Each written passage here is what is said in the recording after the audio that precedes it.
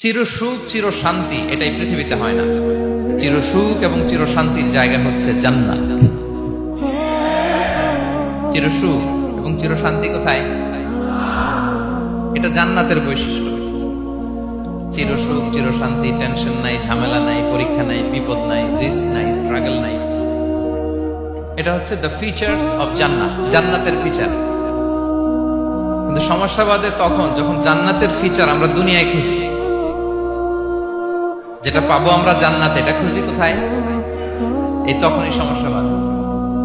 And this is the main problem. এটাই বড় সমস্যা। এই সমস্যার সমাধান কোথায়, এটা নিয়ে আজকে আমি কিছু কথা অ্যাড্রেস করবো ইনশাআল্লাহ। চিরসুখ চিরশান্তি এটাই পৃথিবীতে হয় না।